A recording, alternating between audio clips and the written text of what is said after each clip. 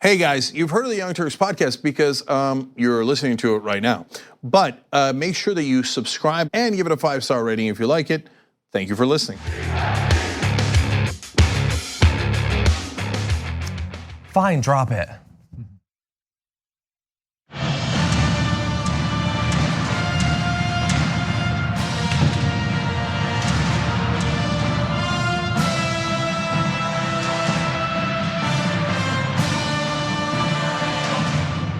Off to a great start. It is a power panel and very excited. I'm here, of course, but also Maz Jobrani back. Happy to be back. Host of the Back to School podcast, and you're also touring.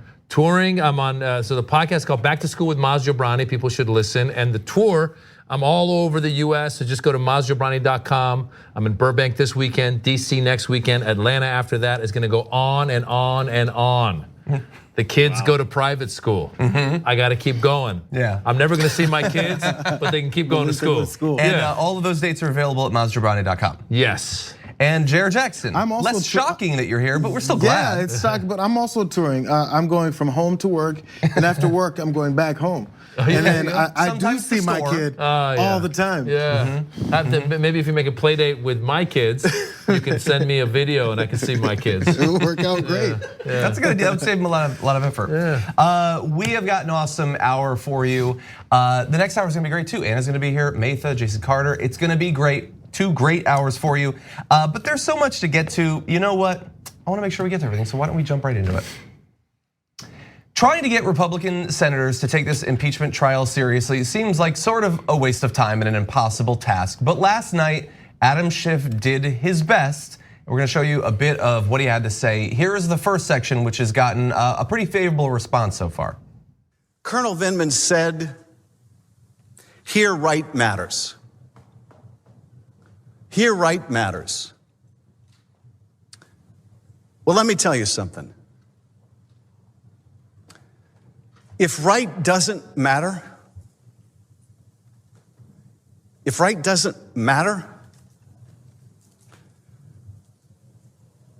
doesn't matter how good the Constitution is. It doesn't matter how brilliant the framers were. If right doesn't matter, we're lost. If the truth doesn't matter, we're lost. Framers couldn't protect us from ourselves if right and truth don't matter. And you know that what he did was not right, but here right is supposed to matter. It's what's made us the greatest nation on earth. This is why, if you find him guilty, you must find that he should be removed. Because right matters. Because right matters.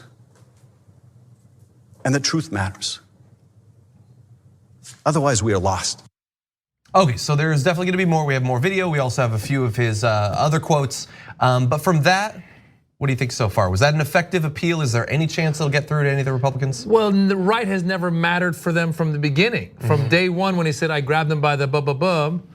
I mean, they were like, well, you know, it was a while ago and he just said it and let's move on. And then every time something happens, pulls out of the Paris Climate Accords, deregulation and the environment's getting worse, or pulling out of the Iran nuclear deal, or whatever, anything this guy has done, they've always found a way to excuse it, and they do the whataboutism of it all. So I was listening to a senator today being interviewed, and he said, well, I'm not sure, I haven't heard anything new. I've already heard all this stuff before. And if they really want witnesses, then there should be a quid pro quo. We should be able to call our witnesses for their witnesses. And then you make the argument of, well, the Bidens have nothing to do with this specific case. If you want to try them separately, go try them separately, do something else. But in this case, we're saying that this president did something that was wrong, and it should matter for every American. It should matter. And I run into issues all the time. I have friends of mine who argue, well, you guys, this is a political thing. You guys are politicizing it. What about all the good stuff he's done? They go, what about he lowered the taxes? I go, well, he's heightened my anxiety. Every morning I wake up and look at the news to see who we're going to war with. So right does matter, and it is about, look, they all know from the beginning, they all know the guy's a scumbag.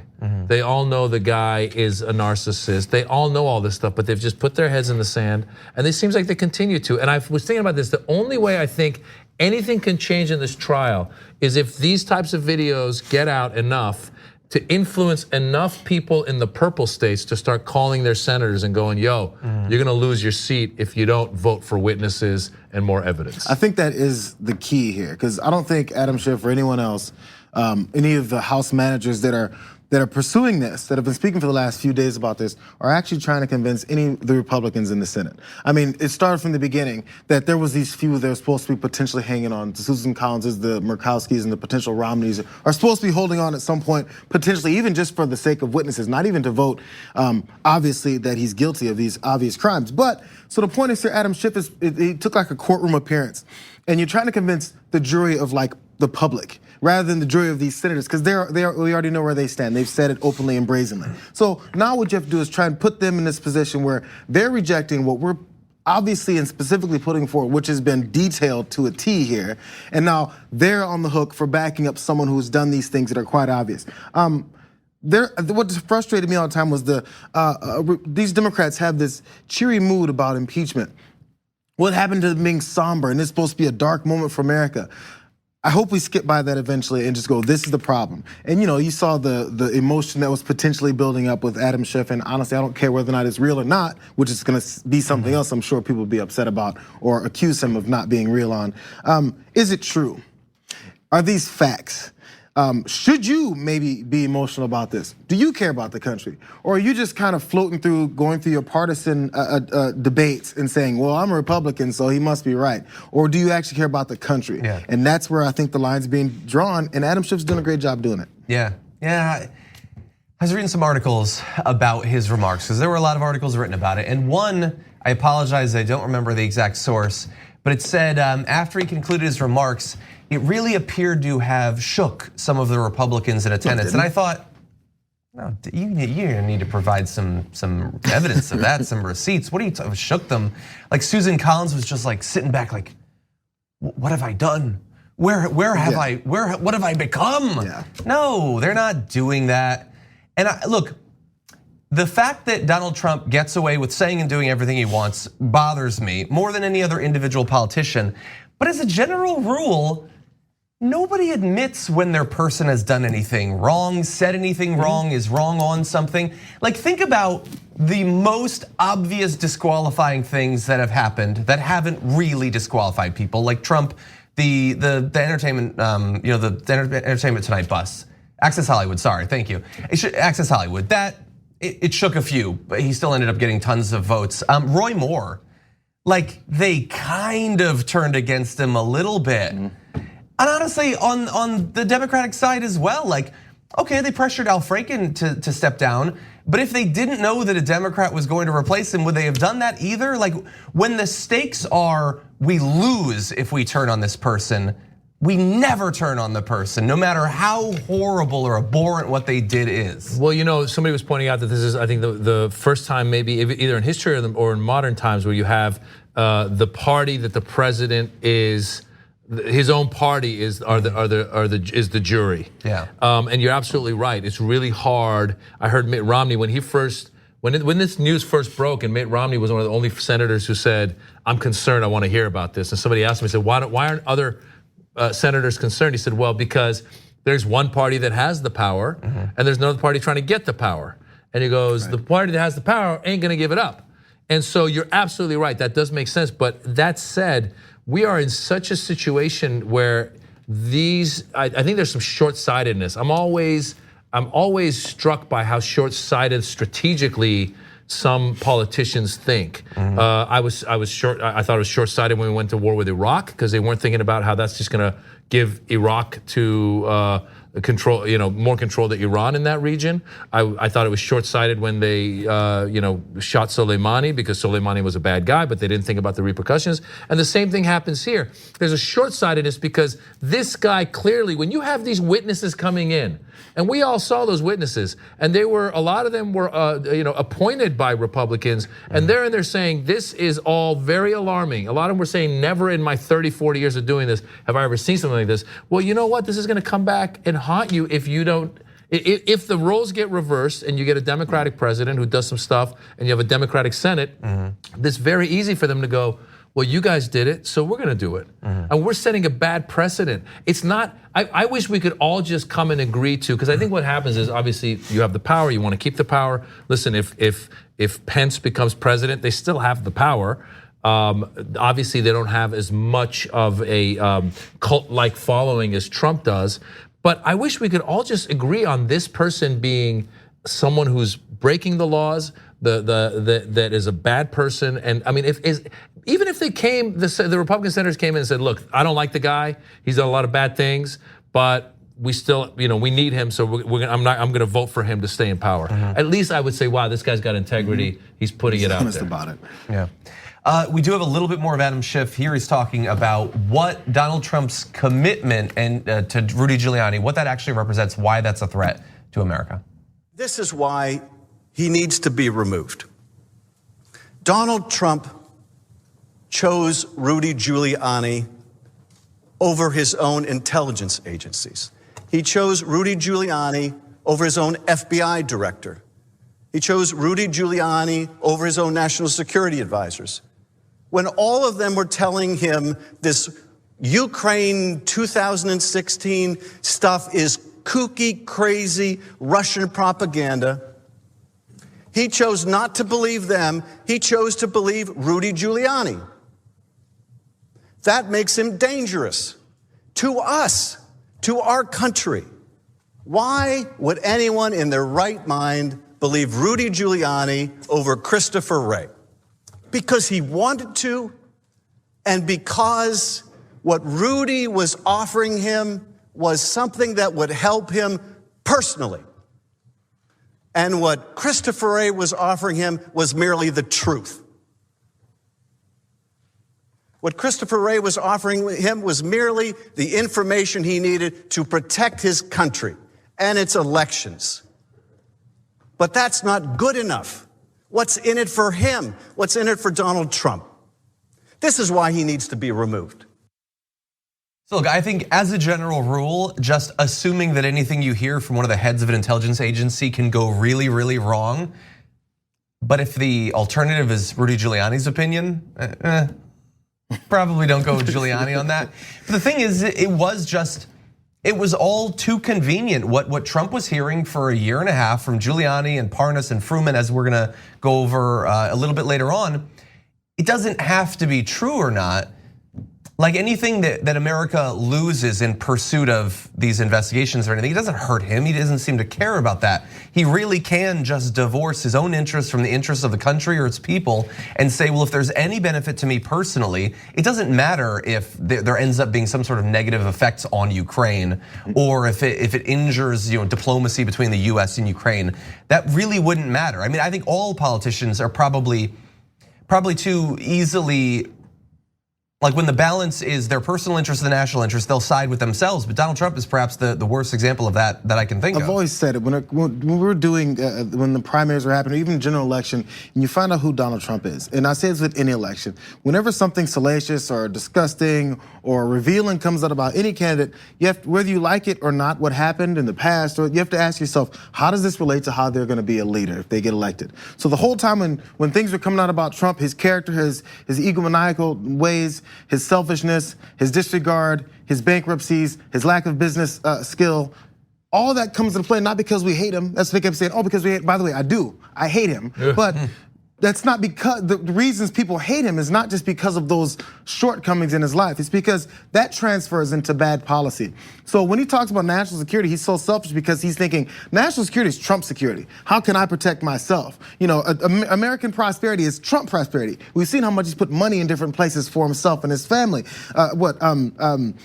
Domestic policy, it's Trump policy. Trump doesn't care about getting rid of Planned Parenthood, about being pro-life, all that stuff. He's never cared about that. That's domestic policy that's gonna help him get reelected for his own self-gratification.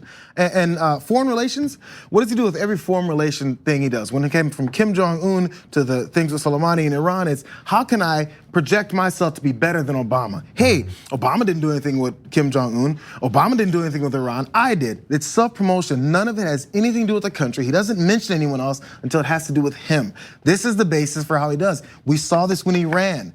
That's why what we saw as he ran transfers into how he is as a president, which is a horrible one, because he's self-centered and he's supposed to be a representative of the country. Instead, he only represents himself. Therefore, he'll destroy everyone else for himself. Well, you know, he did actually say in the RNC in his speech, he said, "Only I can save us," or whatever. He said, "Only I can make that be the person to solve our problems."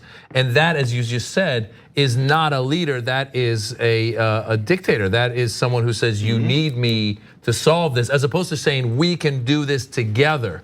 Now, going back to what Schiff was saying about Rudy Giuliani, I think he makes a good point. I'm actually concerned, you know, as people, I have relatives, and the older they get, the crazier stuff they start saying, and they become hardcore conspiracy theorists. You don't want a leader to be a conspiracy theorist, much less to have his advisors be conspiracy theorists. So you get you get Giuliani and Trump in a room together. I don't know what kind of stuff they're saying to each other, but it's one of those things where, like, if you're at that Thanksgiving dinner and you just take your, brother or sister aside, you go, "Hey man, does Grandpa still have everything? Is he losing his mind? And what about his friend? His friend is saying some crazy stuff." And that's who these two people are. I honestly am concerned, not because just of the stuff they've done, but because of the sanity of their minds. I mean, I really think that these guys do believe that a lot of this stuff is happening or it happened. They have convinced themselves, because you're right. On the one hand, you sit there and you go, there's a sinister thing where they go, if we can prove that the server was the Ukrainians, then it shows that the Ukrainians were trying to help the Democrats and the Russians never helped us, therefore we won on our own. But I also feel that they really do believe this stuff. Yeah. Well, coming up in the second hour, we're gonna have some video of Rudy Giuliani on Fox and Friends, and they try to help him keep a hold on reality. And you can see the frustration on all three of the Fox and Friends from just having to talk to Rudy Giuliani and hear what he thinks about the world. With that though, we are gonna take our first break though, lots more to get to. We need to talk about a relatively new show called the Republic, or UNFTR. As a Young Turks fan, you already know that the government, the media, and corporations are constantly peddling lies that serve the interests of the rich and powerful. But now there's a podcast dedicated to unraveling those lies, debunking the conventional wisdom. In each episode of the Republic, or UNFTR, the host delves into a different historical episode or topic that's generally misunderstood or purposely obfuscated by the so-called powers that be. Featuring in-depth research, razor-sharp commentary, and just the right amount of vulgarity, the UNFTR podcast takes a sledgehammer to what you thought you knew about some of the nation's most sacred historical cows. But don't just take my word for it. The New York Times described UNFTR as consistently compelling and educational, aiming to challenge conventional wisdom and upend the historical narratives that were taught in school. For as the great philosopher Yoda once put it, "You must unlearn what you have learned." And that's true whether you're in Jedi training or you're uprooting and exposing all the propaganda and disinformation you've been fed over the course of your lifetime. So search for UNFTR in your podcast app today and get ready to get informed, angered, and entertained all at the same time.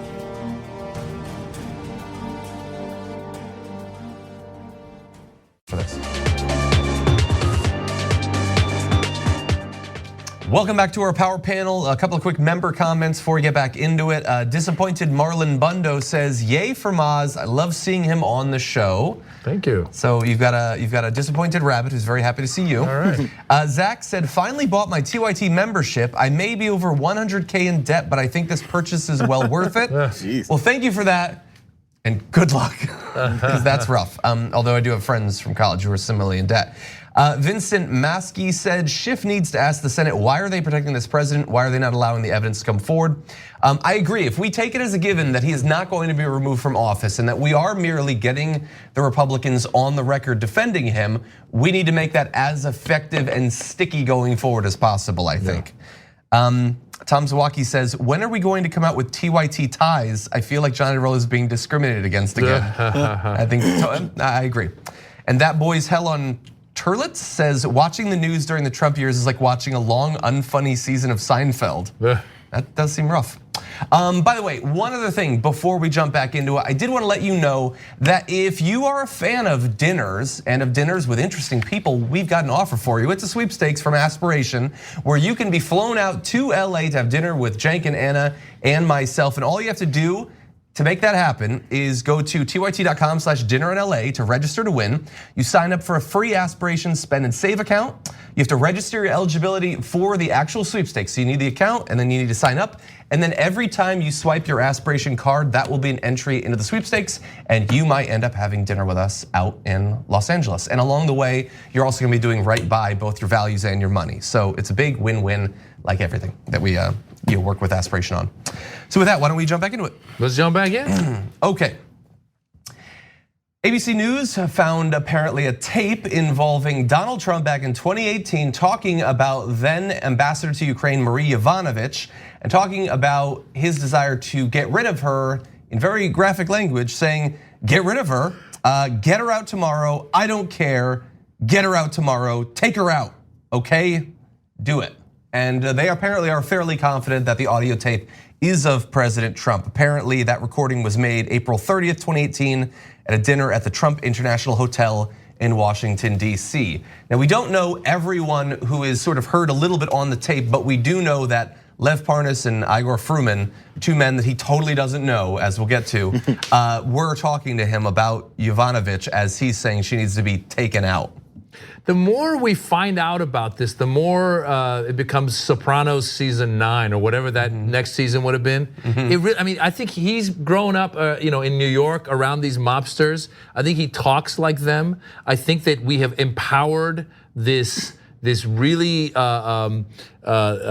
unhinged beast in a way, and he's throwing around orders like that. I mean, it's amazing because even if he wanted to fire her and he had some etiquette and he had some level of intelligence, you would think he would hold it down.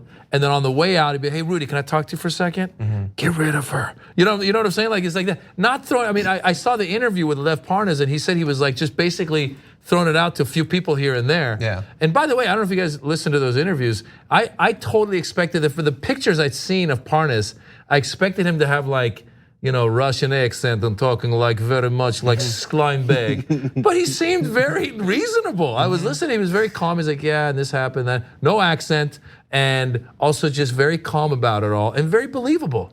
He sounded more rational and put together than I would have thought a person who regularly had dinners with Rudy Giuliani would.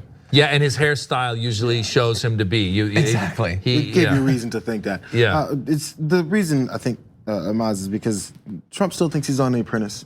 He has to say, you're fire, and do the finger point and all that stuff. He thinks that's what gets him somewhere, because again, he's consistently performing. He's consistently selling himself. He's consistently making himself think that everyone's there to bow down and cater to him. So he's like, I gotta let them know that I'm powerful and strong. I'm sure many people have had a boss like this who just has, instead of just saying something, has to say it in a way that demeans other people and lets them know to put them in their place. And that's the kind of person he is. So no matter what, that we've said before also with other left party interviews, you can hear him through the phone. Many people have said they've heard him through the phone. He and Giuliani are like this. When they're talking to someone, they're screaming in phones for some reason. I don't know if they can't hear, but it has to be in the nature that everyone hears what I'm saying, and I'm saying it this way because I mean it, damn it. And that's their approach. You know what, you're right, and I think as you get older, like I'm getting older, as you get older, your insecurities get more and more, especially when you come from a guy like him who, when he was a young dude, playboy, he thought he had it all, and already he was cocky and had all that stuff going. As you get older, I think you have choices. He's kind of the opposite of, some people get older and they get wiser, and you meet some people, You know what I'm saying? You meet, I sometimes, my wife does hot yoga. I go once in a while. And there's some people that are just so at peace and older and just, yes, namaste, and hey, nice to see you. They're very humble and they realize they've accepted their age and they're just gonna be graceful about it. This guy's the opposite of that. Yeah. And I think you're right. I think you're absolutely right. I think he needs to belittle people around him to boost himself up. Those old people have humility. So when they find they've done something wrong or they are wrong or need to make a life change or anything to be at peace, they're like, I can accept that. I can change myself. Instead of the stubborn type who are like, no, I don't care what mistakes I made. I'm never gonna admit to them. I'm definitely never gonna change. Yeah, and let's recognize the difference between wanting to seem strong and actually being strong. Yes. Donald Trump is the sort of guy that when he's in a group of people that doesn't involve the person he wants to fire, he'll be talking about, take her out, get rid of her, I can do whatever I want. But remember, how has he fired every high-profile person in his administration? When they are halfway around the globe. They get a text message or a tweet that shows that they've been fired. Because what he is not is strong. A strong person could sit across a table from a person and say, look, this is why we have to cut ties with you. He doesn't do that. He waits till like whoever is, like Rex Tillerson is on a trip trying to do some damage control for Trump, or others have found out literally from a tweet that they've been fired because he's not actually strong. He just desperately wants a group of his goons to think that he's strong. But importantly, the actual content of the tape, pretty rough, but more importantly, it's the context of it, which is that he's having dinner back in 2018 with these individuals that he swears he hasn't talked to. So you put together a mashup of all of the times he claims he doesn't know the person that he's talking about, like staffing decisions with at an intimate dinner gathering. Here's a bit of that montage. Lev Parnas has come forward and said that you knew everything that he was doing in your He's a con man. Okay, so ready? you're Let me saying answer that's that. not true? I don't know him. Well, I don't know him. I don't know Parnas. I don't know those gentlemen. I don't know him at all. Don't know what he's about. Don't know where he comes from. Know nothing about him. So I don't know anything about him. No, I don't know him. I know nothing about him. I don't know them. I don't know him. I don't believe I've ever spoken to him. Parnas, I don't know. I had never had a conversation that I remember with him. I don't know about them. I don't know what they do. I don't need the help of a man that I never met before. But Quiet. Sort of like a groupie. He shows up at fundraisers. I guess he attended fundraisers. I guess I had pictures taken. it's possible I have a picture with him. I was taking pictures with hundreds of people. Thousands and thousands of pictures with thousands of people. I have a picture with everybody. So I take a picture with him. I take pictures. I take pictures with people. I have pictures with everybody. Yeah, you don't have multiple dinners with people who've given you significant amounts of money. And the thing is, you could say, well, it's over the course of a couple of years, he has dinners with a lot of people, you should forget, but he's also the person who regularly brags about having some sort of mutant memory. It's called like up here and everything, remember? That's right. He always seems to forget things though. The solution is for him to say, because if you look at his eyes on a lot of those things, he averts his eyes as well. So you can tell that he's lying. So the solution, I think, for him would be to say, look, he's an acquaintance. I've seen him at some events. We've shook hands, but I don't know what he was doing specifically. And at that point, you go, okay, well, maybe he wasn't. I mean, he probably was. But if you want to really throw Rudy Giuliani under the bus, I think that's the way to do it. To go, look, I've met the guy a few times because the pictures keep coming up, videos come up.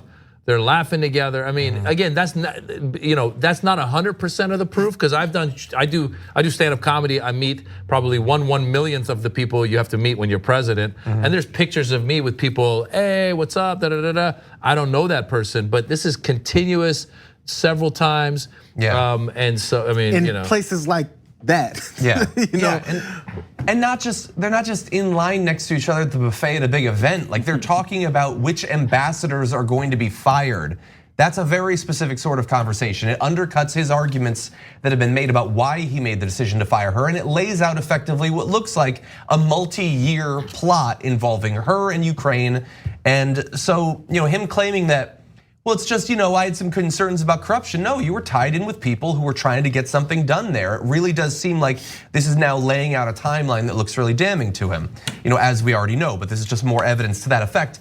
And also specifically, I just want to remind you, when he's talking about get rid of her, take her out, okay, do it. Remember, the people he eventually dispatches there are bringing people like Robert Hyde, people who we can bring up some of these text messages. You might recall when Parnas released a whole bunch of documents, there were documents of Robert Hyde saying that effectively he was implying that he was stalking this woman, that they were talking about having an inside man. and the guys over there asked me what I would like to do and what's in it for them. Perhaps to get rid of her. Okay, do it. Take her out. They're joking about possibly assassinating this woman. Now, him making sort of mobster-esque comments a year earlier, that doesn't prove anything necessarily, but he surrounds himself with people who apparently have taken the next step towards really doing something, and that is pretty spooky.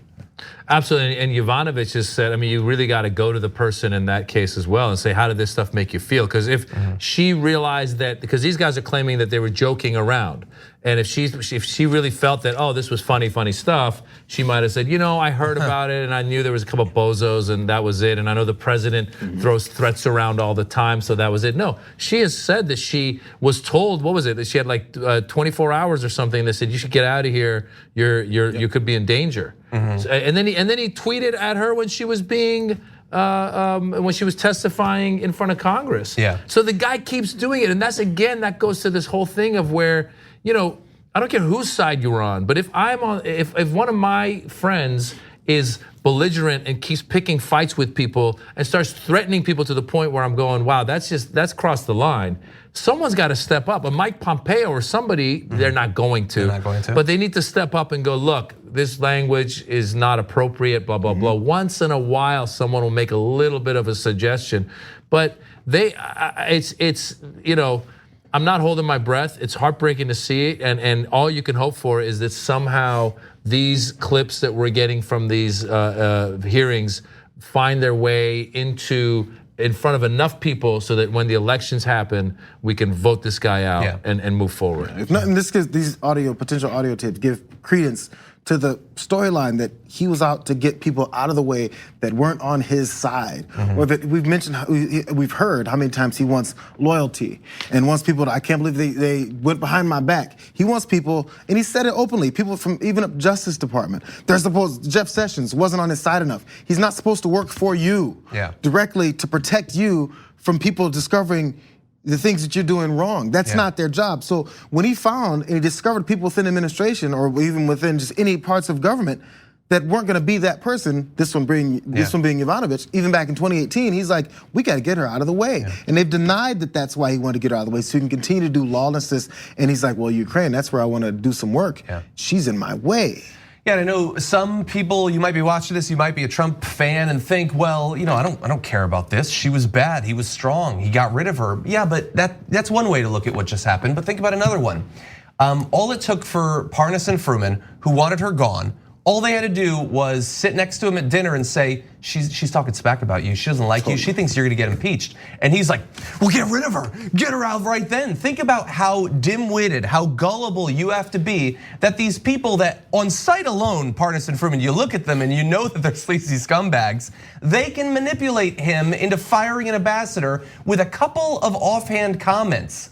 That is a person with pudding for brains who is incredibly powerful. And there's reports of people within administration that start battles with him and someone that they disagree with. I forget the specific names, but there was two people who were disagreeing with the administration. They're like, well, if I just take Trump to the side and talk about that other person in a bad way with him, he'll start leaning negatively towards them. And then therefore, he's gonna get my enemies within administration out of the way because he's that easy to persuade. It's not strength, it's weakness. Weakness, everyone obviously knows of body, but also his of mind. allies know it. Yeah, okay, well, why don't we move on to another story? We're gonna jump over to the Democratic primary. It is winter, which means that if you are not in LA with us, you might have bad weather. And if you're a campaign worker, one of these big campaigns in the early states, like in Iowa, like that can be dangerous. You're driving all over the place constantly, bad roads and all of that. It's bad news, and right now it's bad news for the Biden campaign because Ken Klippenstein, formerly of TYT, has a new report with some internal communications from the Biden campaign.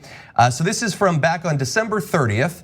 With Iowa then sheathed in snow, the Biden campaign instructed staffers that its inclement weather policy was being suspended, according to staff text messages that a staffer for the Biden campaign turned over to the nation. The policy had allowed them to avoid driving during potentially hazardous weather conditions, but at that busy time it was being called off. And here is the most damning message. This is from Kay Glad, Biden's regional organizing director for Iowa. Said, hey guys, all weather policies dissolved throughout the entire state because we have 5 weeks left until the election.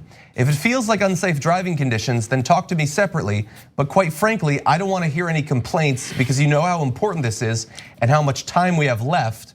She goes on to say, by showing an ability to be adaptable, flexible, and willing to presumably do what you've been hired to do, then that is the most basic threshold of demonstrating your ability of leading others. Every single day is an audition for post-Iowa.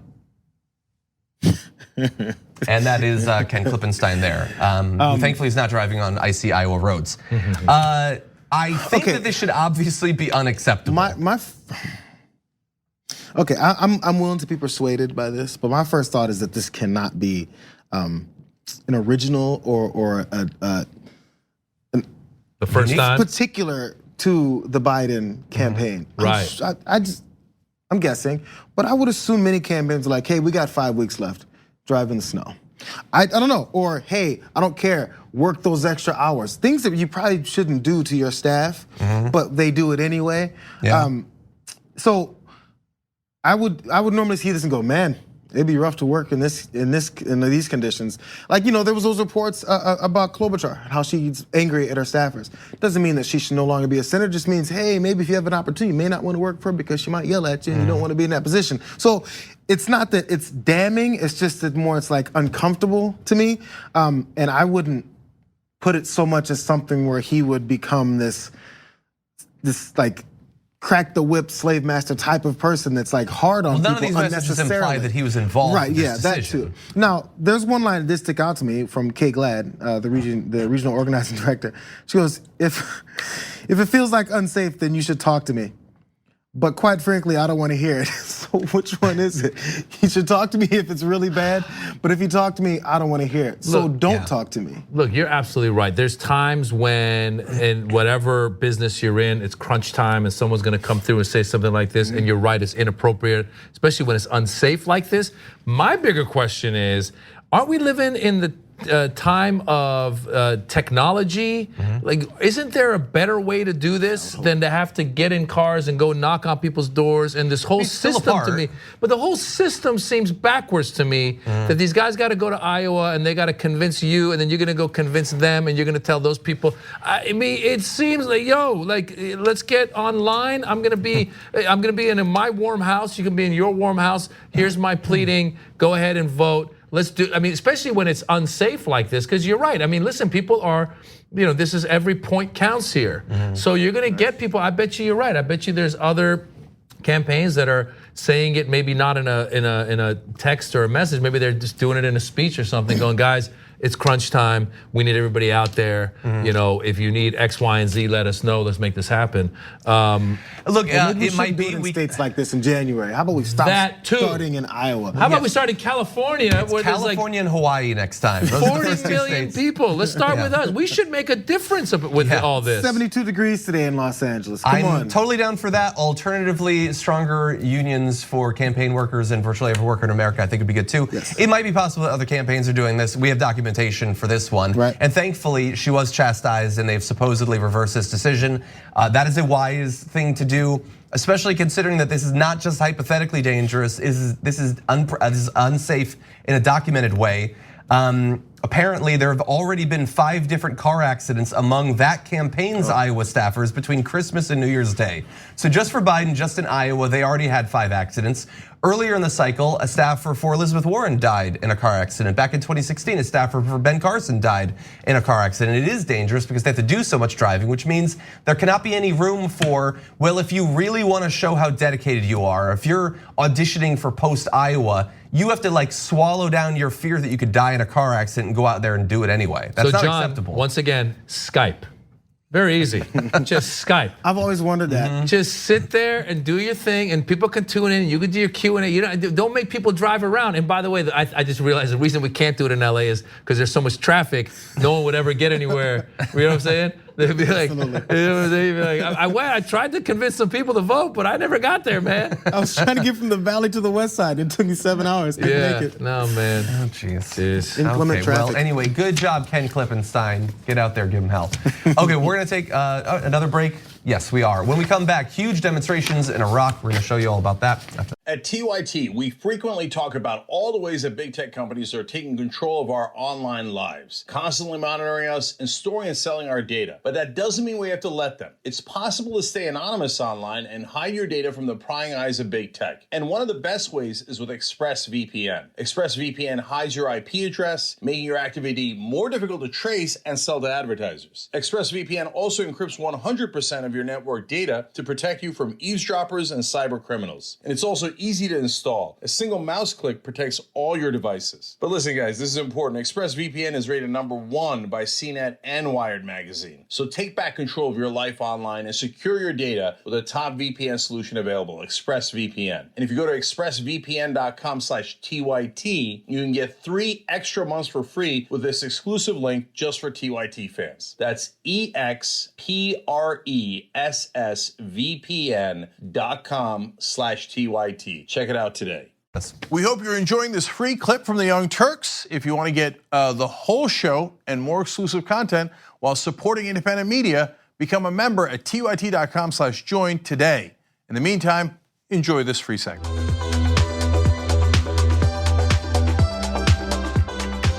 Welcome back, everyone. A few more members' comments before we get back into the news. Gabby Marita says, there is a better chance that Trump knows Lev Parnas's birthday than Tiffany's. Definitely true. Good one. And then let's see, Eclectic Miscellaneous says, Jayar does better, more revealing political mashups than all of the mainstream media combined. If conservatives got to actually see this, maybe it would finally hit them that Trump is nothing but a huge con man who lies over and over and over again. Quiet. Yeah, maybe, maybe. And Diane Morrison on TYT Live, the hashtag says, rocking my new Shop TYT t-shirt, which we got with the coupon for a 1-year activist membership. Thanks, this is small, it's comfy and fits great, we'll be buying more. Well, thank you, that's awesome to see. And with that, why don't we jump back into the news? A couple important stories to get to. Today in Iraq, there were absolutely massive demonstrations. We're gonna be showing you some footage of that. Depending on who you talk to, it is either between 200 to 250,000. Some sources inside the country say as much as 1 million people. It is always impossible to know for sure, but in any event, massive demonstrations calling for international troops to be taken out of the region, obviously the vast majority of those being US soldiers. We know that many marchers were carrying the same signs, most of them written in English and aimed at an American audience. One read, to the families of American soldiers, insist on the withdrawal of your sons from our country or prepare their coffins. Another read, America the devil, you have no mercy. Others were simpler, no America. And it's pretty clear.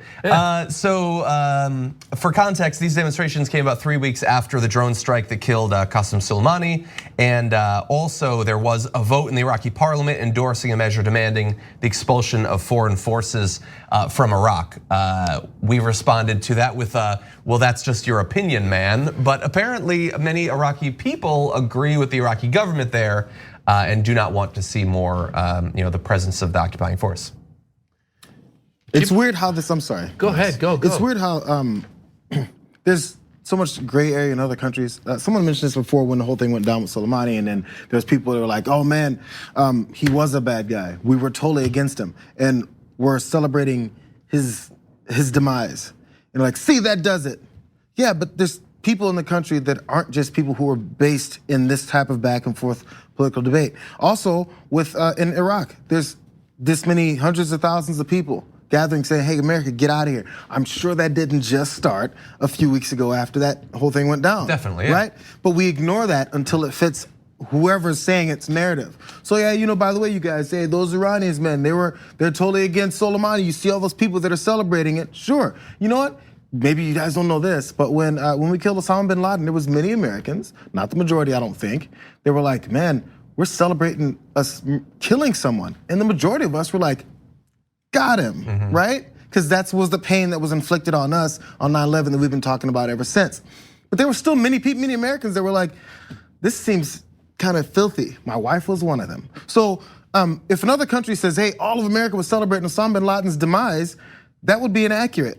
So we can't put that same kind of onus on another country and say, hey, you know what? We saw this many people doing this, so that must be it. We don't analyze things deeply enough at all. So when we see a protest, yes, this many people and many more want us out of there for many reasons. That's what we should be discussing. What are we doing, and why do people want us out of there? And in versus why do people celebrate what Trump decided to do with Soleimani versus people that were against it? We have to think on just one more extra level, because then that'll help us get a better foreign policy that actually has something, as you mentioned, Maz, earlier, not thinking just through the short-term ways of, hey, let's do this, it'll be okay. No, what might happen? What might the people do to react? There's people that are in college, there's people that are living normal lives. Everything, our perception of what we see in other countries, especially these countries, isn't just flat out black and white. We have to determine that better. Yeah, you're absolutely right. I mean, I think, first of all, as an Iranian American, I know like what you were saying about Soleimani. Obviously, there's people that support Soleimani in Iran, but there's a lot of Iranians, especially in the West, that don't like Soleimani because they don't like the government of Iran. The government of Iran is oppressive to its people. There's a lot of human rights stuff that violations to the people, to women. There's a lot of bad stuff going on. However, what you just said is true. The question becomes, what is the strategy, right? So let's go back to what you said about Osama bin Laden. Osama bin Laden was the leader of Al-Qaeda. That's a terrorist organization. You take it down, and now you've done major damage to that organization. Qasem Soleimani was the leader of basically an army of a country. And so they just replaced that guy. And you can't just attack a country and think, oh, no one's gonna do anything. So strategically speaking, if I'm in that room with Trump and going, look, this guy's a bad guy, you wanna get him, I know you wanna get him for multiple reasons. One of the reasons they were saying was possibly for him to appease some of the hawkish senators who he was about to go in front on trial in front of. Yeah. However, I would say, think about the fact that when you take this guy out, there's gonna be repercussions, not just in Iran, but everywhere else where there's Iranian proxies, including Iraq, and now they're gonna want these soldiers out. And that's been one of the big things for us to keep our soldiers in. We have more soldiers now in the Middle East than before Trump came in. When Trump came in, he said, I'm gonna get us out of the Middle East. Well, we have more in the Middle East. But one thing somebody pointed out to me, they said, what happens if Iran plays this game? What happens if Iran or Iraq play the game where as these soldiers are coming in, eventually they, let's say they capture some American sailors in August, leading up to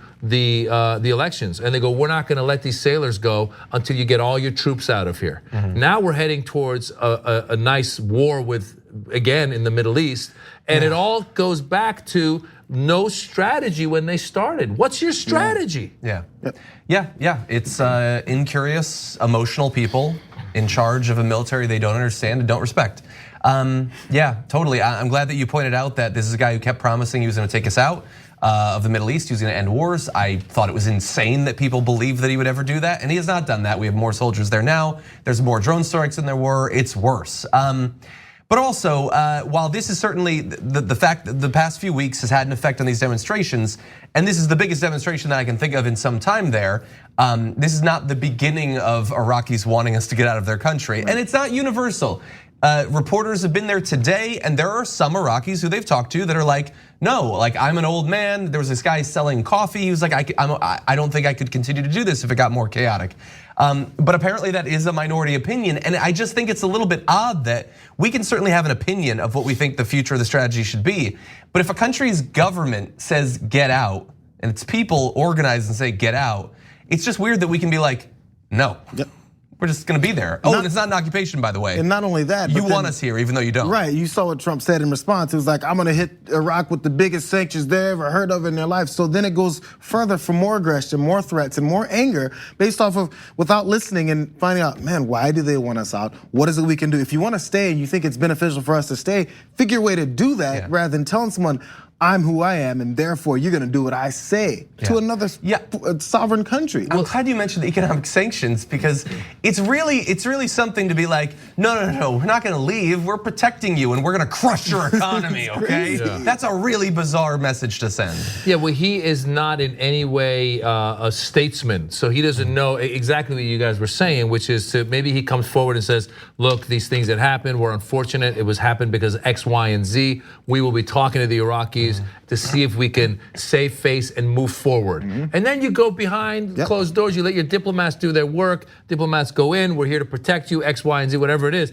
But when he goes out and he's like, we're gonna take the oil, you hear him say this? We're gonna take the oil, we're gonna keep the oil, take the oil. Like, you're not helping the situation, anybody. You're not helping the Iraqis that want you to stay sell that story to their people. So, I mean, this guy's just a bozo. It goes to, and I mentioned it earlier, his approach in anything. When he first came and announced he's running for president, he talked about people he doesn't like, who he doesn't trust, who should have travel bans on. All these things, it's an indication of how he's gonna approach any foreign policy. This foreign policy has nothing to do with his travel ban, but it shows his disdain for other folks. He's like, these people want me out. I don't care what these people think. I don't think much of these people. So I'm gonna tell them what I'm gonna do. As you said, somehow we're there to protect you, but we're gonna threaten you into oblivion. How does that match up? It doesn't matter. It matters if you don't think these are real human beings. You can say whatever you want to them. It's an indication from the beginning of how he would pursue these. And by the way, they flip it around a lot of times. They go, these guys are saying negative things about America. They're saying get out, da da da da. It's like, yeah, because we went in and we're still there. And the honest truth is, if you look at a lot of these other countries, you got guys like Newt Gingrich and stuff saying like, oh, they're saying death to America. They're saying death to America.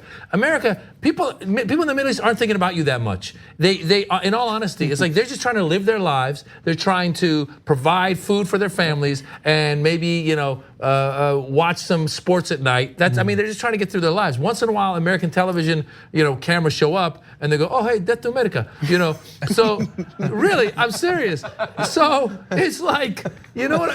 We're like this. We think we're hot. We think we're like, people are thinking about us, right? We're the one who think they gotta be talking about it. No, they're not. So if you leave them alone, they won't talk about you. And if you don't bring your cameras around or your soldiers around, let them be, And obviously, again, we all know it always goes back to the oil. So I always say, if you have oil, it's like being a drug dealer. They're gonna come for you, and you just gotta know when to get rid of the stuff. So here we are in this situation, and they want us out. They want us out. Let's turn to a very different story. I just want to briefly get your impressions, because it's not the sort of thing a lot of people I think are thinking about, but it is potentially a big threat and involves climate change. Scientists have apparently discovered another potential negative outcome that could develop as a result of our climate crisis. And this came about from experiments taken on 2 ice core samples from the Gulia ice cap on the Tibetan plateau that were collected back in 1992 and 2015. And so what scientists did was they sterilized the whole area, very clean, very scientific. They got into those ice cores, and then they just wanted to see what can they find that's been locked down there in the glaciers in ice for thousands of years. Well, the experiment revealed 33 groups of virus genuses in the ice cores. Of these, 28 were previously unknown to science. So this is 2 little ice cores, and just in those 2 little random bits of ice taken out of this glacier, they found 28 different types of viruses that we had never seen before. And what's really cool about the ice, literally, is that those things stay in there. But when it melts, then they can come out. And then we might become familiar with those 28 or more types of viruses. So according to the study authors, the microbes differed significantly across the 2 ice cores, presumably representing the very different climate conditions at the time of deposition. And they warned that in a worst case scenario, these and possibly other pathogens could be released as the climate crisis melts glaciers around the world. And so remember, these are not just small variations. We don't have any familiarity with them, which means we don't necessarily have any medicine that can deal with them. We don't have any experience with them, but in some parts of the world, we're already seeing these glaciers starting to release these toxins. There have been mass die-offs of reindeer herds and things like that in parts of the Arctic. So it's not a hypothetical that these diseases could wreak havoc. It's just a hypothetical of whether or not it'll eventually affect the human population in a major way. This is a John Iadarola 101, and this, but the thing is, it's a good thing, because I've said it many times, and it sounds like I'm talking trash. But you're one of the few people who will have detailed things behind what's going on. Like, there's the push in Davos last week or earlier. Trump kept talking about how we need to stop with these climate radicals who are trying to scare us and say, oh my God, we're gonna die, we're gonna die, we're gonna die. But when you give actual detailed reasons and real life scenarios of what's happening and what could affect people, it actually means something. Now, the depressing part is that people in certain positions of privilege and power don't have to worry about having any issues with any kind of viruses. We're blowing aside the coronavirus that's going around right now. Yeah. We're blowing that aside because like, well, that's in China. Oh, 2 people we have it now, if we've seen now in America? Possibly Minnesota. Doesn't matter. Because you know who's not gonna get the coronavirus? Donald Trump. Any senator, any representative, anybody of any kind of power, privilege, or barriers will not have to deal with this. So those people in positions of power to determine whether or not other folks will get it, they don't care. I'm not getting it. Yeah. That's the way this things work. So when it comes to something like this, you may see this and go, man, 28 ancient viruses in just a couple of spots of ice? Oh well, it's not gonna affect me. Nothing good is coming out of this global warming climate crisis. Like every time, I mean, we're gonna keep getting more and more shocking news like this as we go. Originally it was, temperatures are gonna go higher. It's gonna be, there's gonna be waters are gonna be flooding in some of these cities that are coastal cities.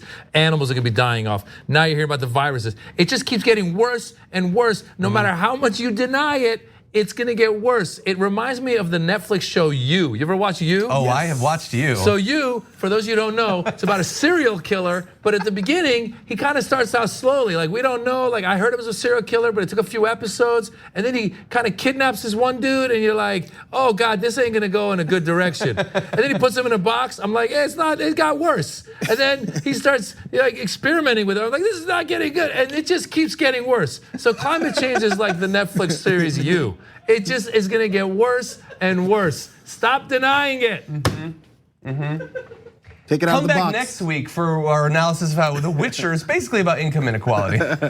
Although actually, The Dark Crystal is. Watch it. It's totally about American politics. But anyway, now I want to rewatch it with that lens. Watch critical analysis. It's not about a serial killer, it's about climate change. Exactly, most people don't know that. Yeah. Greta's discovered it though, okay? Listen to Greta, she knows a lot about climate change and Netflix shows. Yeah. Anyway, that's all the time we have. Thank you, Maz. You're on tour and you're also performing in LA. Yeah, I'll be at Flappers in Burbank this weekend, and then I'll be in DC, Atlanta, New York, Chicago, Vancouver. I'm all over the place. Go to mazjobrani.com, get your tickets, come see it live. And also, if you do have Netflix and you're watching You, also watch my special. It's called Immigrant. And even if you don't watch it, just turn it on in the background and vacuum so people think you're watching it. Yeah, and the interesting thing is it's called Immigrant, but it's not about the immigration crisis. Not at all. It's about the TV show You. You see, my show's about you. Yeah, exactly. And Jayar, thank you as always. Oh, it's absolutely, thank you. Okay, everybody stick around. Awesome second hour coming up after this. Thanks for listening to the full episode of the Young Turks. Support our work, listen ad-free, access members-only bonus content, and more by subscribing to Apple Podcasts at apple.co/TYT. I'm your host, Cenk Uygur, and I'll see you soon.